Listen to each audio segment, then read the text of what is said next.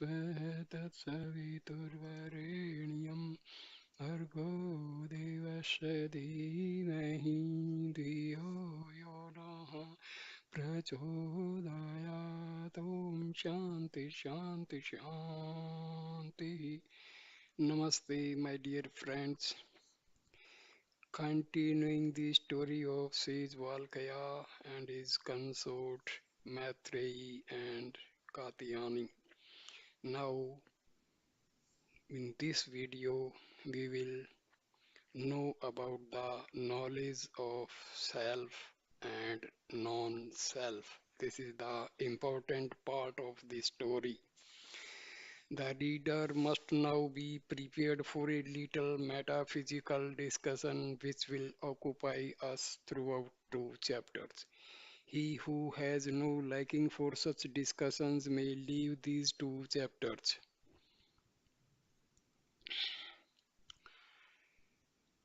Um,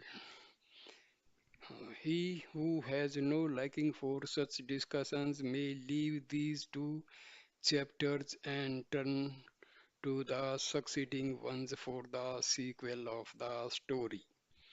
But these dry chapters are not without occasional touches upon the character of the two wives of Muni Yajnavalkya, touches which may interest even unphilosophical readers. About a fortnight after Maitreyi's marriage, the Muni was one evening sitting with his wives in an apartment of his house which he called the Tapogriha, the chamber of meditation. The purpose for which it was set apart may be guessed from its name. The evening sacrifice was just over, and the house was yet full of the smoke rising out of the altar and the odor of the incense burned thereon.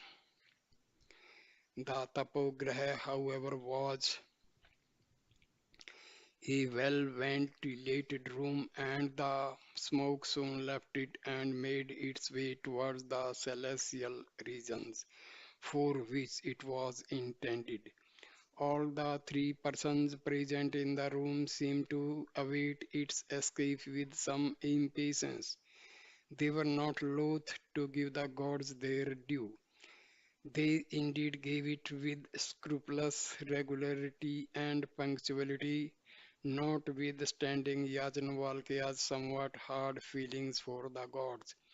But they were not contented with such ceremonials, and so having satisfied the gods, they now turned to their souls, which no sacrifices could touch, and sought their satisfaction in the unseen and untouched. It was Maitreyi who opened the conversation. Maitreyi, that subject must be taken up today. Katyayani, what subject and what do you mean by the stress on your must? Yajnavalkya, Maitreyi wants an exposition of the unity of the self, and the stress on her must means that ever since her marriage she has been asking for a discussion of the subject, but for some cause or other it has to be put off. Katyani, why not first discuss the question what is the self before a discussion of its unity? Maitreyi, I have no need to inquire about the matter. Katyani, but I have. Tell me what the self is. Yajnavalkya, why not try to give your own answer to your question? Katyani, I think the self is that which has life. Yajnavalkya, what is life? What are its functions? That is, what do we do because we have life? Katyani, as having life was breath, air in and out. Yajnavalkya, eating, drinking, digestion, and the like are also functions of life. Katyani, then the self is that which breathes, eats, drinks, digests, and does such other things. Yajnavalkya, but suppose such a thing as you conceive, as you conceive as the self should feel no pleasure and pain, would you call it self? Katyani? No, in that case, I would call such a thing only living being but not a self. Yajnavalkya, then you see that your definition of self is incorrect. Katyani, I see I cannot call that a self which has no consciousness. Yajnavalkya, what is consciousness? Katyani, consciousness is knowing. Yajnavalkya, give example of knowing.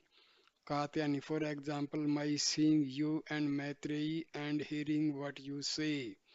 Yajnavalkya, do you always see what you are now seeing and hear what you are now hearing? Katyani, no, I don't see you if I close my eyes or move away from this place and don't hear whether you are silent or when I close my ears. Yajnavalkya, but you continue to have consciousness even then. Katyani, yes, I do. Yajnavalkya, consciousness then continues even when the action of the five senses are stopped. Katyani, yes, it does continue. Yajnavalkya, what do we know then? Who or what is then the object of consciousness? Katyani, we then know ourselves.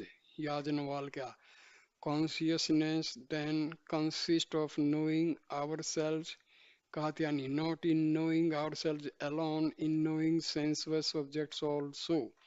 Yajnavalkya, but you have said that consciousness continues even when sensuous objects are not known. Katyani, yes, I said this. Yajnavalkya, but knowing ourselves is necessary for consciousness. There can be no consciousness without it. Katyani, I do not quite see this. Consciousness is sometimes concerned with sensuous objects and sometimes with the self. We sometimes know sensuous objects and sometimes ourselves only. Maitreyi, don't we know ourselves when we know sensuous objects? Katyani, we may or may not. Maitreyi, we must. When I see the money, I cannot but think that I am seeing him. Katyani, I don't know what sort of seeing you see. As for myself, when I see him, I forget myself altogether. The money could not avoid a smile at this compliment. It was this self forgetful love of Katyani that enamored him of her. But he had also deep faith in Maitreyi's sincere reverence and admiration for him. Whatever Maitreyi did, she did with the fullest self consciousness. She was a soul completely roused up, whereas Katyani had only just commenced to think of herself. However, the conversation went on uninterrupted. Yajnavalkya, well, Katyani, when you know only yourself and no sensuous objects, do you remember the latter? Katyani, yes, I sometimes do. Yajnavalkya, you remember having known them once. Katyani, yes, I remember having known them once. Yajnavalkya, that is, you remember yourself as having known them. Katyani, yes. Yajnavalkya, how is it that you remember something which you did not know? Katyani, did not know. What did I not know? Maitri, did you not say that sometimes in knowing sensuous objects you did not know yourself, and that in seeing the money you forget yourself? Katyani, yes, I did say that. But what inconsistency is there in saying that though I forgot myself sometimes in knowing other objects, I yet remember myself afterwards? Maitri, one cannot remember what one never knows. Recollection is only the reappearance of knowledge. Katyani, do you mean to say that because in knowing sensuous objects I did not know myself as their knower, therefore it is impossible for me to remember myself as their knower? Maitreyi, yes, that is what I mean. And since in remembering sensuous objects you do remember yourself as their knower, it is proved that you do know yourself as their knower when you perceive them. Katyani, oh, I see. But it is rather strange, and I cannot make up my mind finally on the matter before thinking more about it. I cannot meet your argument, but how is it that, though, as you say, we know ourselves in every act of knowledge, we do not always think, I am seeing, I am hearing? Maitreyi, we do not indeed think these words, but their purport is always present in our consciousness. I heard often from the Muni in my father's house before my marriage that there could be no knowledge without self knowledge, however dim and crude it may be. Katyani, I too heard all this from him before but did not understand it, nor do I see now, even though I understand it, its relation to the main subject of our conversation. Maitreyi, the connection is this. You said after you had defined the self for the second time that the self might know either sensuous objects or itself. You now see that knowing the self is the fundamental essential knowledge, since in knowing sensuous objects also we know the self and we know it even when we do not know the former. Katyani. Then it seems there are two kinds of knowledge, the knowledge of self, which is constant, and the knowledge of sensuous objects, which is changeful. Maitreyi, why do you call the knowledge of objects changeful? Katyani, because it is not always present with us. When I see the Muni, I do not always see you, and when I see you, the Muni may be absent from me. Maitri, but the knowledge of objects unseen and forgotten recur to us. Things that I knew yesterday and forgot, I know again today and remember them to be the same objects I know yesterday. Does not this show that the knowledge of objects is as permanent as the knowledge of the self, Katyani? But the knowledge of objects go and come, while the knowledge of the self is constant.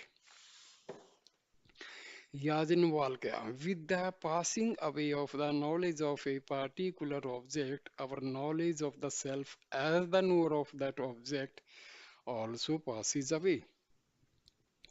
In this way, the knowledge of the self is seen to be as changeful as that of objects, Maitri. But in knowing a fresh object, I know myself as the same self that knew other objects before. So that self-knowledge in both the acts is constant. Yajnavalkya, in the case cited by you, the knowledge of objects is as constant as self-knowledge. In knowing the unity of the self in two succeeding acts of knowledge, the objects of knowledge in the two acts must be brought together in the thought. Maitreyi, but in dreamless sleep we forgot objects altogether, but we know the self nevertheless. Yajnavalkya, if we forget the world, we forget the self also. That is, we do not know ourselves. When we know ourselves again, we know objects also. What we usually call self knowledge is as inconstant and subject to lapse as the knowledge of objects. Maitreyi, I am in greater confusion than I ever was. From what you say, everything seems to be hopelessly changeable and even destructible. The self can exist only as a knower. But if we lose self knowledge and the knowledge of objects, In dreamless sleep, how does the self exist? On the other hand, if knowledge is suspended in dreamless sleep, how does it reappear in the waking state? Yajnavalkya. Your confusion arises from confounding the real self, Atma, with the sensorium, Manas, which is in a sense one with the self and in another different from it. The changes in the question are changes not of the self but of the Manas. Katyani, what is the Manas and how is it both one with and different from the Atma? Yajnavalkya. The changes we have been speaking about must be said to be the change of something. They must be the states of a substance. That substance is not the self.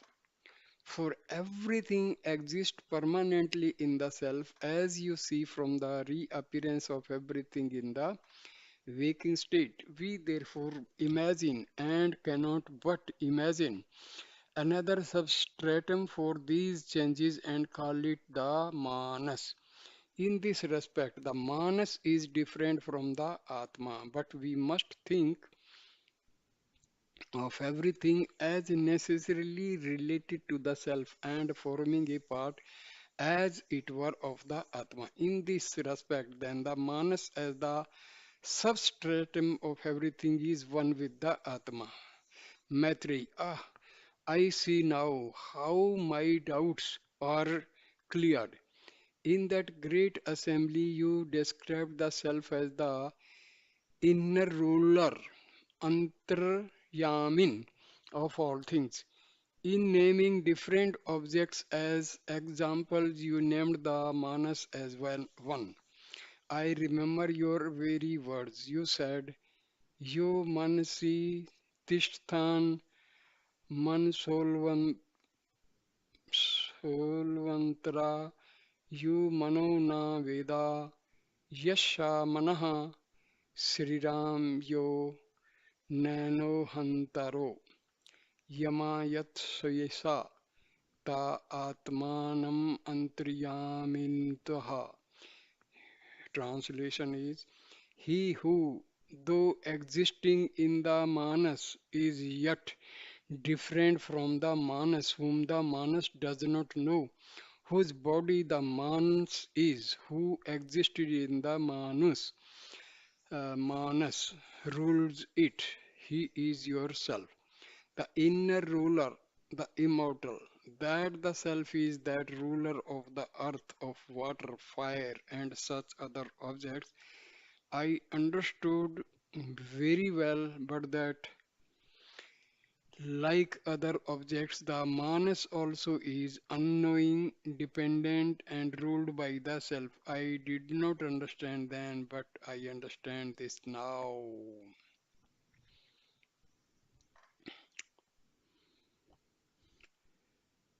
He is yourself, the inner ruler, the immortal. That the self is the ruler of the earth, of water, fire, and such other objects. I understand very well, but that, like other objects, the manas also is unknowing, dependent, and ruled by the self. I did not understand then, but I understand this now.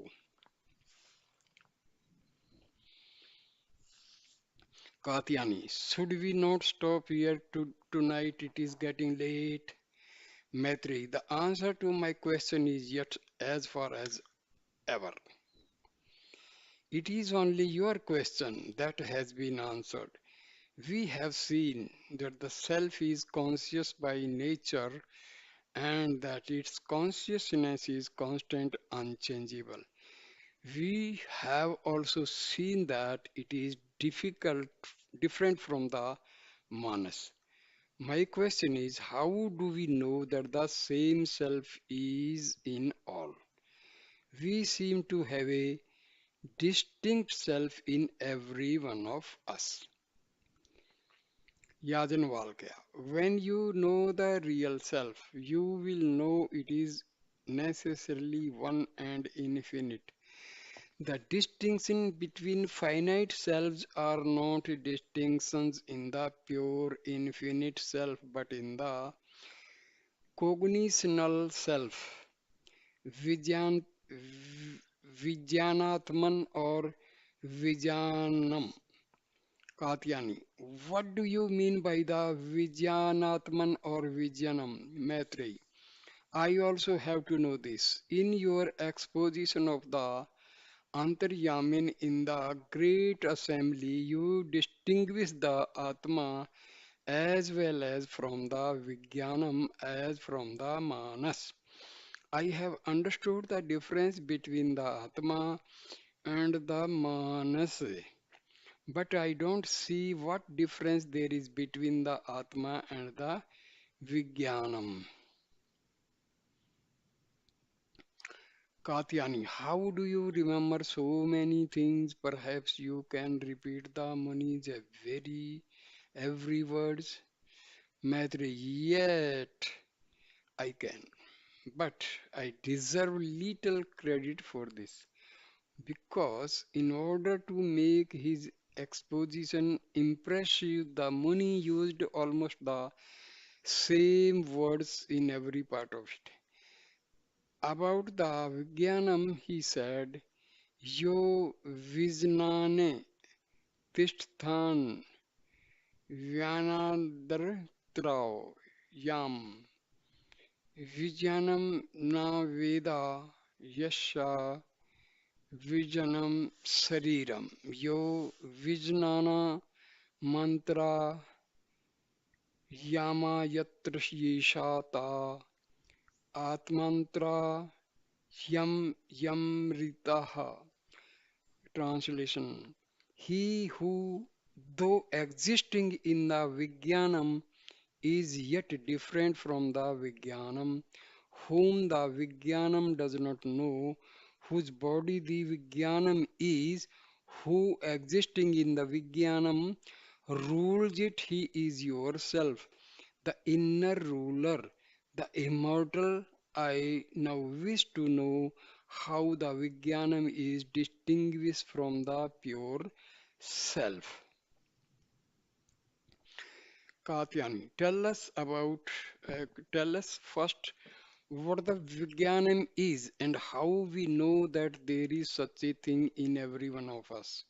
Yajnavalkya, I should be very glad to explain everything to you, but it would be very late before you would find any satisfaction from my exposition. Are you prepared to sit down? Maitreyi, I am quite prepared. I can sit up the whole night, Katyani. I can't say the same thing of me. I already feel tired and sleepy. Maitreyi, why not go to rest and let me talk a little longer with Damani?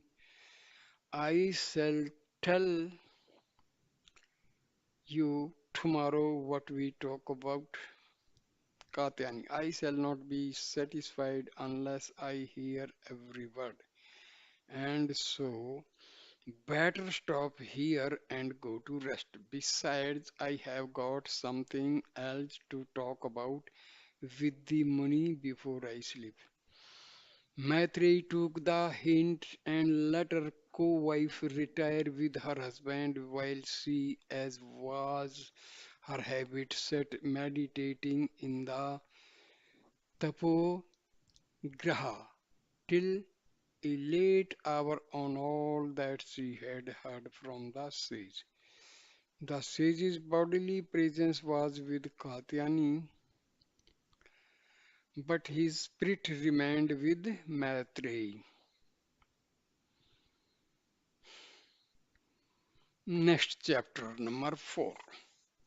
The individual and the universe self. Next evening, the discussion was resumed, the sage himself opening it thus. You can very well see that the unity of the Atma will be clear if it can be shown that what every one of us can call ourselves is also the self of the world. But how can we know that the individual and the universal self are identical? As I told you yesterday, the real self, the self of the universe, has only to be known to be recognized as one. Now, next chapter, the individual and the universal self. Next evening, the discussion was resumed, the sage himself opening it thus. You can very well see that the unity of the Atma will be clear if it can be shown that what every one of us call ourself is also the self of the world. But how can we know that the individual and the universal self are identical? As I told you yesterday, the real self, the self of the universe, has only to be known to be recognized as one undivided. It is because people don't know it that they don't recognize it as one in all persons and things. Let me see whether you have any knowledge of Paramatmam or he is to you only an object of belief as he is to most people. Maitreyi, I have often heard that everything is Brahma, and I have a vague notion that whatever we know at any moment, we know along with it the universal self in which it exists. But I don't know how far I shall be able to explain my notion. Katyayani, try to explain it as much as you can. Yajnavalkya. Our yesterday's conversation will help us. Tell me whether you know anything else in knowing this room. Maitri, in knowing the room, I know myself as knowing it. Yajnavalkya, but you know that the room exists in the universal self, or rather believe that it does so. Maitri, yes, I believe it, but do not understand it. Yajnavalkya, you will understand it by and by. Tell me now if you have any other notion of the room than as a known thing. Madri, it is a known thing now, but it may sometimes remain unknown. Yajnavalkya, does it remain exactly as it is now when it is unknown? Maitreyi, it remains exactly the same. Yajnavalkya, but it is known now, seen, touched, or both. Does it continue to be all this? Maitreyi, it must, but I see that in saying that a known thing continues to be exactly what it is, even when unknown, I contradict myself. Yajnavalkya, you certainly do, and so do all who do not know the world as it really is. Maitreyi, then I must say that the room must always be conceived as known. Katyani. But suppose we say that the room, when unknown, retains its other properties but changes only its knownness. Maitreyi, how could that be? All the properties of the room are known properties. The room with all its properties is a known thing, and I see we have no other notion of it than as a known thing. Yajnavalkya, then you must think of the room as always known by you. You have no other notion of it, you say. Maitreyi, not necessarily by me, it may be known by others. Yajnavalkya, but it is in your knowledge now. Maitreyi, yes, it is. Yajnavalkya, every part of it is in your consciousness. Maitreyi, yes, every part of is in my consciousness. Yajnavalkya, and your consciousness is yourself. Maitreyi, yes. Yajnavalkya, then the room is in yourself or yourself is in the room. Maitreyi, so it would seem. Maitreyi, and the room will always be as you know now, know it. The and the room will always be as you now know it. Maitreyi, certainly. Yajnavalkya. That is, it will continue to be in yourself, or yourself will continue in it, even when your body is away. Maitreyi, I see, I must admit all this, but how strange it seems. Yajnavalkya, the strangeness results from the fancy which people have that when they know things, they bring their self to those things and take their self away from them when they are absent from them. Whereas the fact is that in knowing things, we discover the self in them, the self which contains or sustains the things and which is common to them and us. Maitreyi, how much I learn from these few words of yours, Katyayani. You say that in knowing things, we discover the self in them. It therefore exists in them even before we know it in them.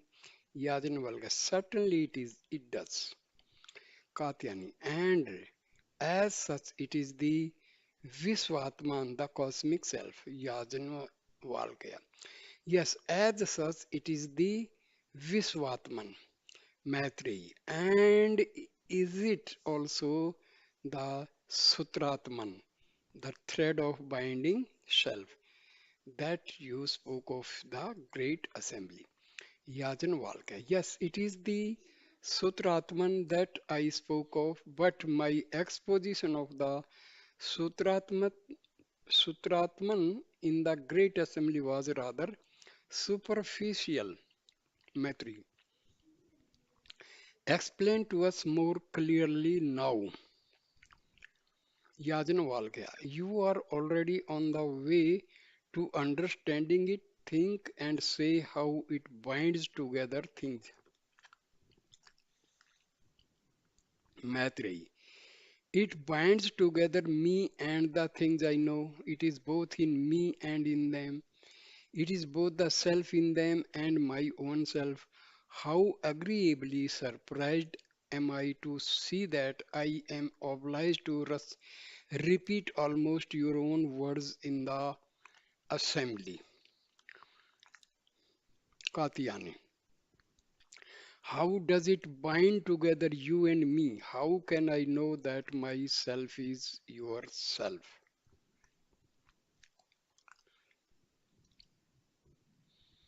Maitri, in knowing the world, you know that the Visvatman is the same as your Atman.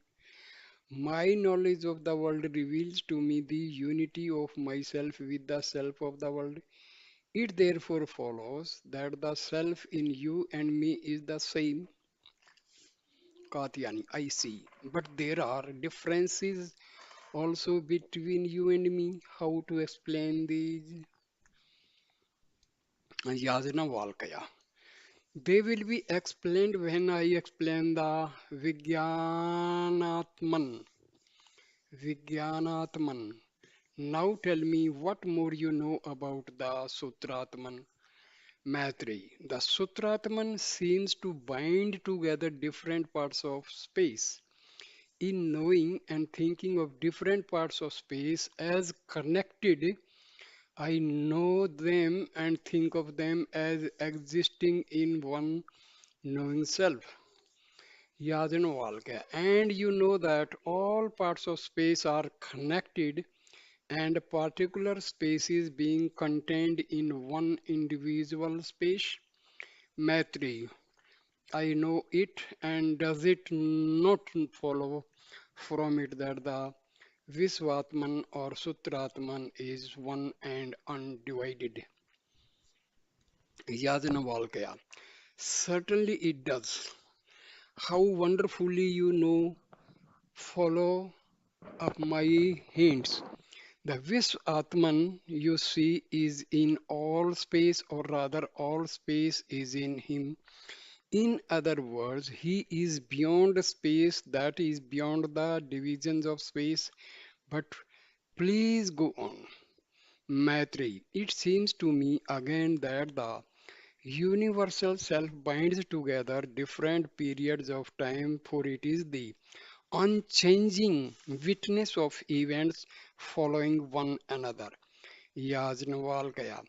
Quite so, and you see therefore that the universal self is beyond time or eternal. Katyani, do you mean that he is eternal because he does not change? Whose are the changes in nature then? Maitri, all changes are changes of manas. Katyani, but the manas in us is limited. Cosmic changes cannot be its changes. Yajnavalkya, we must suppose, therefore, you see a cosmic minus as the substratum of cosmic changes. Katyani, but does not the universal self change when he knows cosmic events? Yajnavalkya, knowledge is not a change but a permanent prosperity of the self. As Maitreyi said, the universal self is the changing witness of events.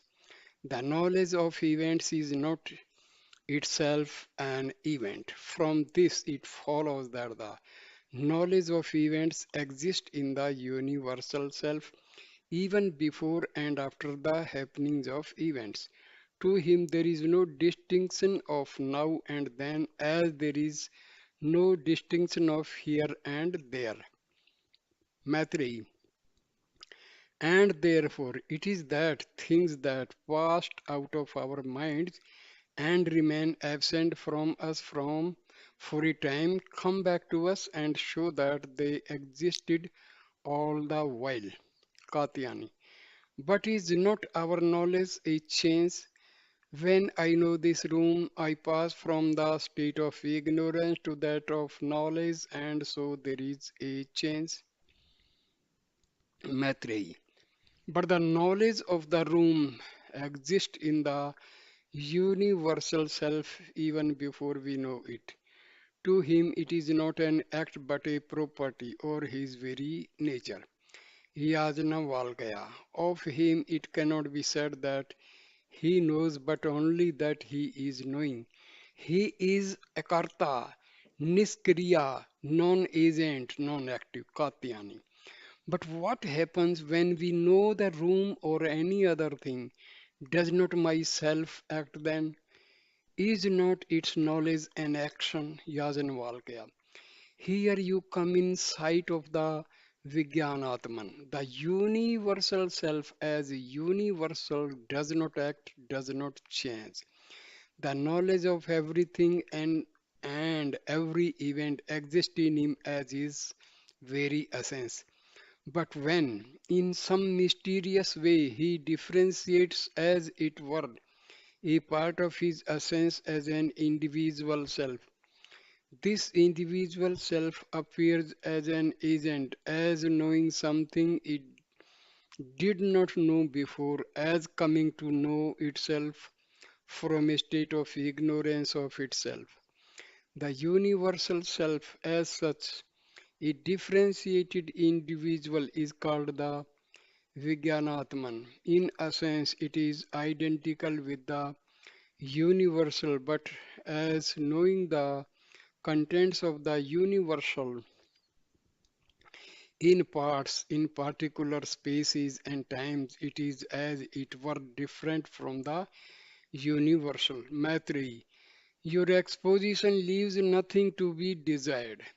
I have no more doubts at present to be resolved. The difficulty lies in shaking off your preconceived notions. One of the most hardened of these notions is that in the world we have only sensuous objects. that in knowing the world we know only such objects unrelated to any self. But you made it clear to us in yesterday's conversation that whatever we may know, we necessarily know the self along with it, that nothing can be known apart from the self. Today's conversation has made it clear to me that we cannot think of objects apart from the self. That when we think of objects, we really think of them as related to the self or in the self.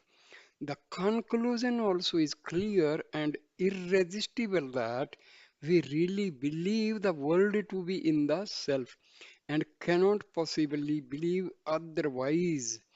Though we make a strange mistake in giving expression to our belief, as I did when I said that I could think of the room as existing unknown. Katyani, how you gather together in brief all the threads of the argument and help my dull intellect to grasp its drift. What could I have done without you, Maitreyi? She could not bear to be praised and was annoyed at it. You must not quarrel with me, especially at such a moment. Say rather, if you have got any difficulties to be removed. Katyani, I was just saying that you had helped me in my difficulty by putting the argument in a nutshell. We know the world in the self, we think the world in the self, and therefore we cannot but believe the world to be in the self. A selfless world, I see, is something which we neither know nor think nor really believe. We only speak of it, it is something made merely of words. As the theologians say, I now understand what they mean by the phrase Yajnavalkya. I am very glad to see, Katyani, that you have got the clue to the whole thing. What more have you to ask now, Maitreyi? I was speaking of the difficulty of shaking of preconceived notions. I have mentioned one of them. The other is that we habitually think of the self in us as a small thing and cannot get ourselves to think that it is as large as the world, or rather larger than the world, for it transcends time and space. But you have given us the clue to the removal of this difficulty also. You have shown that our self has two characters, universal and individual. As universal as the Paramatman, it is infinite and comprises everything. As individual as the Vigyatman, it is finite, it knows only a part of the universe. The distinction immensely helped me in my difficulties. In individualizing himself as the Vijnanatman, the infinite draws a cordon as it were round a part of his knowledge and thereby practically limits himself. When I think of the matter in this way, I understand, though only indistinctly, why I, though one in a sense with the infinite, am so ignorant and powerless. But our habitual belief that we are independent of the infinite is very difficult to shake off. Yajnavalkya, you will find it easier to shake it off if you remember two more things. One is that the cordon you speak of is widened and ever and anon as we know things unknown to us before. This continual widening of the cordon shows us afresh now and again that we are one with the universal self and in constant communion with Him. The other thing to be constantly thought of its dreamless sleep, which by suspending our seemingly independent existence and drawing us back into the infinite constantly reminds us of our entire dependence on him. Maitreyi, the hints are very valuable and will be of great help to me. Katyayani, have we not got enough for today and should we not retire now? Maitreyi, we have got enough not only for today but for many a day. But I cannot go to bed now. I must, before I do that, think of the strange things I have heard from the Muni and try to understand them as much as I can. You have my permission if it were at all needed to retire with the Muni. Katyayani and the sage retired. Maitreyi sat on meditating as usual, but something unusual happened that night. Meditating on the lines laid down by her preceptor, she obtained a direct vision of the infinite and eternal, and her soul was filled with the joys of direct communion with the divine being. She felt even at the first touch of these joys that they were incomparable to the pleasures of the world, even in their intensest form. Henceforward, she pursued these joys with an unshaken constancy and gradually purged her soul of these worldly desires that obstruct our progress and our final liberation and union with the eternal. When her husband retired from the world at an advanced age, she was so much free from worldly desires that, as we read, she declined any share in his worldly goods and wished only to have instruction on immortality, declaring, "What shall I do with that by which I cannot become immortal?" What you know of that, sir? Please explain to me clearly.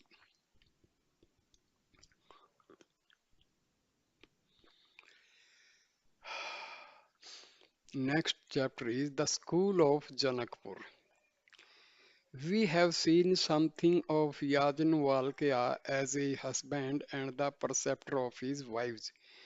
We shall now have a glimpse, nothing more than a glimpse of him as a public teacher. His fame as a teacher of the Vedas had brought such a large number of Vedic students to him that he could not board them in his own house as was the custom in those days. He had a large boarding house built for them with the king's munificent help near his own house. The students lived there under the immediate care of Yajnavalkya's assistants while he superintended the arrangements and taught his pupils at stated hours. The scholars belonged to all the three twice born castes and were gathered from all ranks of society, including princes of royal blood on the one hand and sons of common traders, artisans, and farmers on the other. But all were treated alike and had the same comforts, hardships, and duties. They had the same kind of food, the same kind of bedding, and the same kind of athletic sports, except in the case of those who, in addition to their academic studies, received training as warriors. The rigors of the modern distinction of caste were unknown. The students all ate and drank together and behaved with one another as perfect equals. The division of profession indeed made caste marriages the universal order of the day, but intercaste marriages were frequent, especially those of the annulma class, that between a male of a higher caste and a female of lower caste.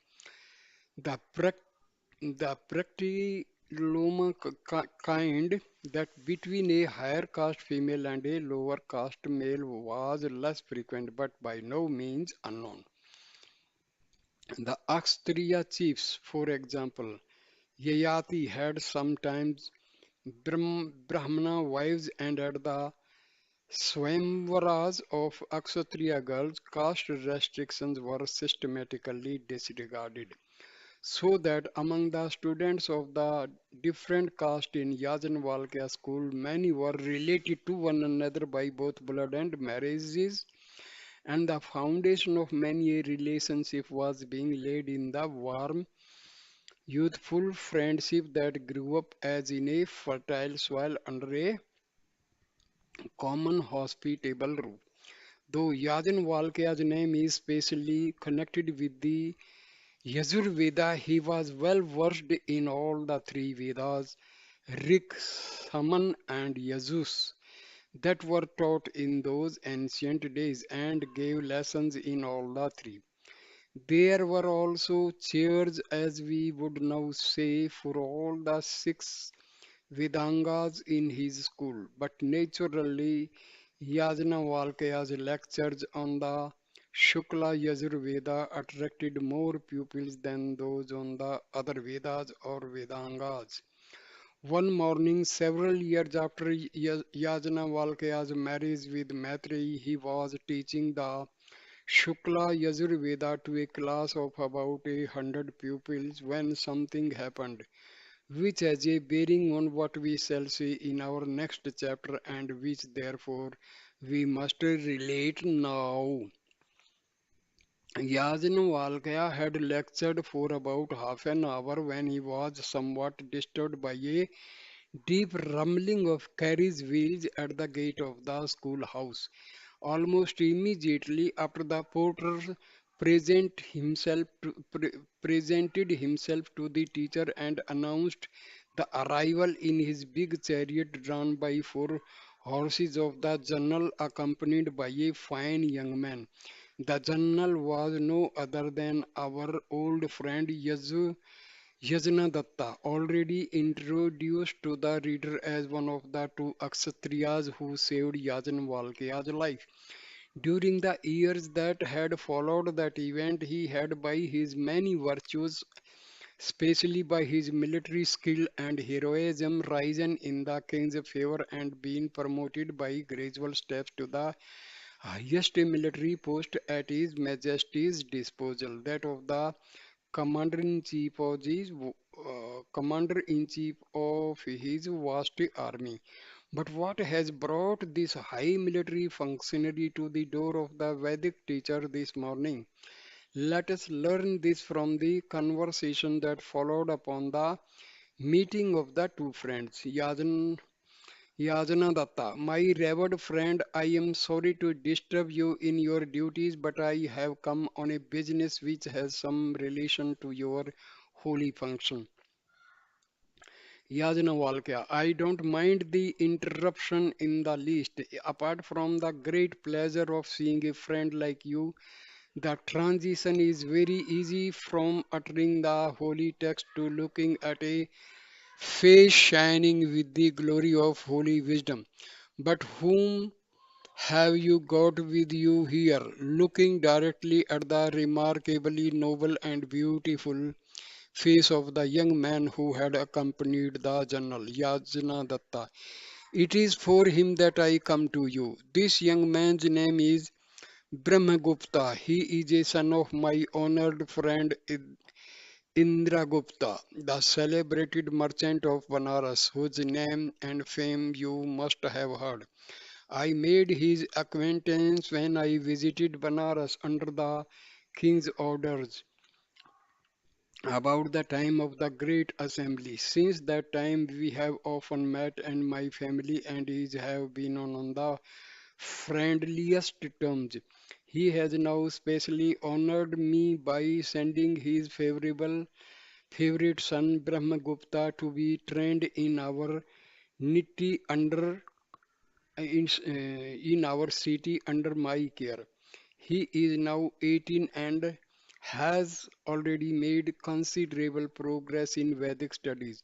But your fame as a Vedic teacher has induced his father to send him here to complete his studies. He is to stop in this boarding house and learn all that he can do from you and your assistants.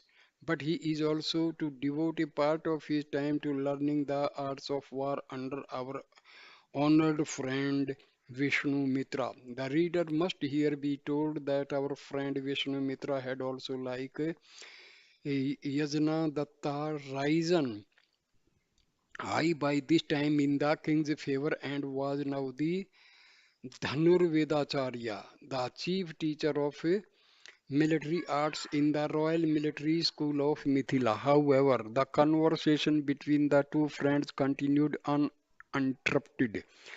Yajnavalkya, I am glad that Brahmagupta, though a Vaishya, has a liking for arts which are generally thought useful only to a Kshatriya. My opinion is that true wisdom consists not in merely acquiring professional knowledge, but in learning all that we need for our safety, happiness, and liberation. Hence, I feel specially gratified at my brother in law Maitreya's looking at a handsome looking and stoutly built young man standing near him, regularly attending Agni Mitra's classes in addition to his Vedic studies. Agni Mitra was Vishnu Mitra's younger brother and had charge of gymnastic exercises in the Royal Military School. He also taught archery to volunteers. He may never be in actual need of the arts he is learning, but his exercises are helping him, as you may see, in growing up to be a strong and healthy man. Looking again at Maitri with honest pride. Yajnavalkya. If I am very glad to hear of Maitreya's care of his body and his eagerness to learn our Kshatriya arts, I have often met him at his father's house and at the house of Vishnu Mitra in the company of the fine looking boys of that family, some of the best hopes of our military class. But who knew that the son of a Vedic teacher and the brother-in-law of another was growing up to be a warrior in his own way, smiling and looking at Maitreya. What do you say, Maitreya? Maitreya, taking the compliment with a bow and smile, I have no mind, sir, to take up any other profession than my father's, but the story I heard in my childhood of the saving of the life of my venerable teacher by your Excellency and the Dhanurvedacharya forcibly impressed me with the necessity of learning the arts that are improperly supposed to be necessary only for a Kshatriya, but which everyone ought to learn for his own health and safety. What would have become of my teacher and what might have become of my father but for your excellencies? Yes, Yajnadatta, I am glad to hear of your motives. In the case of Brahmagupta, however, the learning of military arts is a necessity. He is expected when he comes of age to accompany his father's goods of immense value from town to town and country to country and lead a convoy of archers and swordsmen for the protection of the merchandise from highway robbers. These men, especially those near about the Vindhya hills, and so bold and strenuous fighters that it sometimes acquires the most skilled warriors to vanquish them. Brahmagupta has need to be a good Kshatriya and a good Vaishya in one. The conversation was interrupted by the sound of a gong near the school gate announcing that the time for dismissing the classes for the morning was very near. The friends stopped talking and went through a little business.